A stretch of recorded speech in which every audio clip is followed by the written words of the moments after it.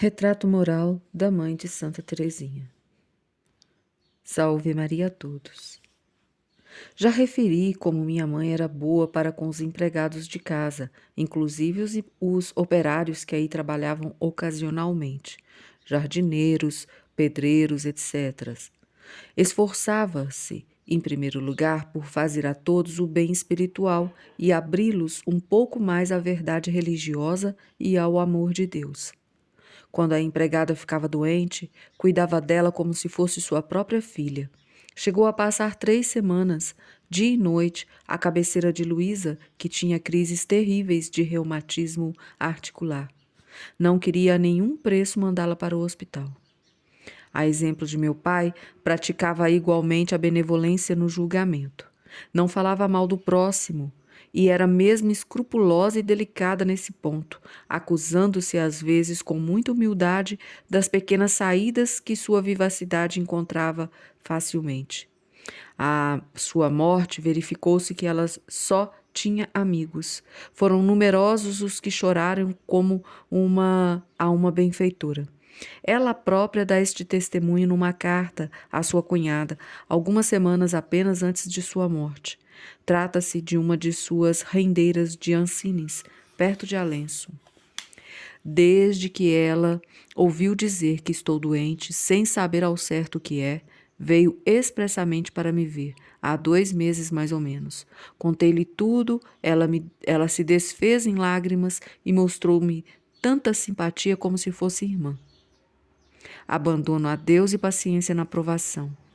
Pode-se observar, por certas passagens que extraí das cartas de minha mãe, que o que mais a caracterizava era a certeza de que Deus dirige todas as coisas, que Ele nos ama e que tudo o que faz é bem feito. Ela repete sem cessar essas verdades. Toda a base da educação que nos dava era essa convicção de que somos amados por Deus, convicção tão profundamente enraizada em sua alma que dela vivia. A propósito de sua doença, escrevia à senhora Guerin: meu irmão pretende que nosso Senhor só me curará para a sua glória, mas eu digo que tudo converte para a glória de Deus e que ele não pensa absolutamente só em si. Faria um milagre para mim, ainda que ninguém no mundo soubesse. Esses sentimentos foram sempre os seus. Numa carta de 1º de janeiro de 1863, jorra esse transporte de gratidão e de esperança. Quando penso em tudo que Deus, em que depositei toda a minha confiança e em cujas mãos entreguei o cuidado de meus negócios, tudo o que fez por mim e por meu marido, não posso duvidar que sua providência vele sobre seus filhos, como com particular desvelo.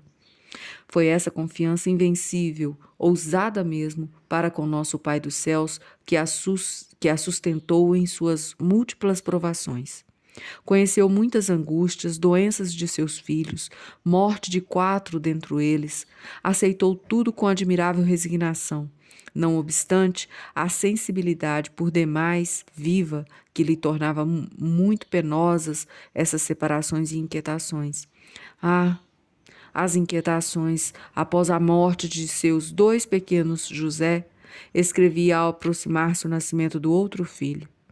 Não podes imaginar como o futuro me atemoriza a respeito do pequenino ser que espero.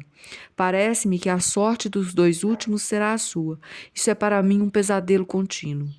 Creio que a apreensão é pior do que o próprio mal.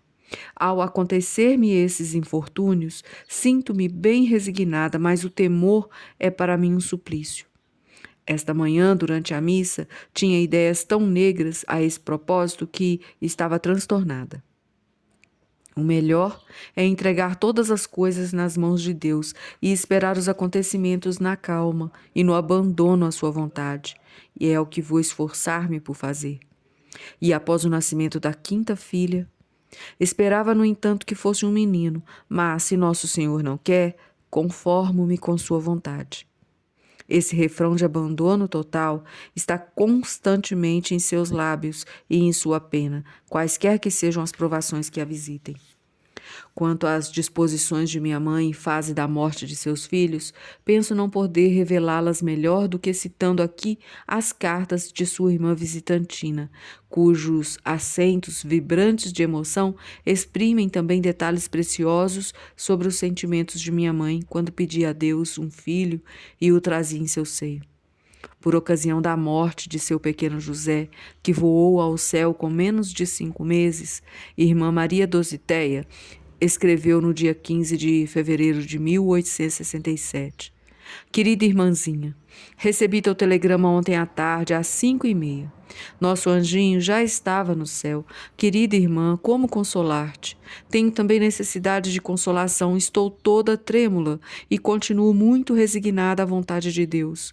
Ele no deu, ele no tirou. Bendito seja seu santo nome. Digo-te que desde o seu nascimento tive sempre o pressentimento do que aconteceu. Ele foi pedido em condições tais que no século em que vivemos não se pode realizá-las, senão morrendo na idade em que morreu. Ontem de manhã, ao pedir a Nosso Senhor após a Santa Comunhão que nos deixasse, pois afinal queríamos criá-lo unicamente para sua glória e para a conquista das pobres almas, pareceu-me ouvir interiormente a resposta de que ele queria as primícias e mais tarde dar-te-ia outro filho, tal qual desejamos. Termina sua missiva com esta lembrança afetuosa para seu cunhado. E teu pobre marido, como deve estar desolado. Diz-lhe que esta carta e todos os sentimentos que exprimo aqui são para ele também. Quando morreu o segundo José, no ano seguinte, com 8 meses apenas, a visitantina esforçou-se por consolar ainda sua irmã, ainda minha mãe. Com teu coração deve estar ferido por este novo golpe. Oh, sim, os desígnios de Deus não são impenetráveis. Eu pensava que ele te deixaria esse filho, mas ele sabe melhor do que nós o que nos convém. Deixemo-lo agir. Esta vida é tão cheia de misérias. Tu, querida irmã, podes bem dizê-lo, pois, desde tua infância até agora, quantas penas de todo gênero sofreste. Mas a alegria virá, e a medida de tua alegria será a de tuas aflições. Crê, pois, sem nenhuma dúvida, semeias agora nas lágrimas, mas colherás na abundância da alegria do Senhor.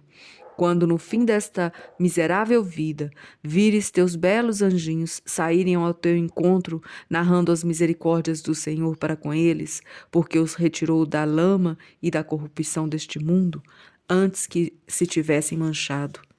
Querida irmã, quereria dizer-te algumas palavras de consolação, mas apesar de achar bom tudo o que o Senhor fez, minha pobre alma está angustiada. Choro esse querido pequeno. E depois tua dor e a de meu cunhado pesam grandemente sobre meu coração. Quereria que fosse só minha e nada deixar para vós, mas não há jeito. Cada qual carregará a sua parte. Gostaria que Isidoro fosse consolar-vos. Aconselho-te, minha pobre querida irmã, a não pedires mais filhos a nosso Senhor. Se te der outros, recebê-los-á. Se tus tirar, submeter-te-ás. Procura educar bem tuas filhas para que elas deem tanta glória a Deus quanto os maiores santos. Não crês que vossa bem-aventurada Margarida Maria, por exemplo, tenha salvo mais almas do que muitos missionários? Deus se serve do que há de mais fraco para realizar seus desígnios. Enfim, o Senhor, contente com tua resignação, dar-te-á, talvez, ainda o que desejas. Nesta esperança, procura não pôr obstáculo à graça, ser fiel a tudo o que Deus pede de ti. Relativamente à morte de seu segundo José, ouvi contar muitas vezes que minha mãe colocou em sua cabeça uma coroa de rosas brancas e ficou junto dele até a última hora. Meu Deus, gemia ela por vezes, é possível tê-lo que cobrir com terra? Mas, já que o quereis, que se cumpra a vossa vontade.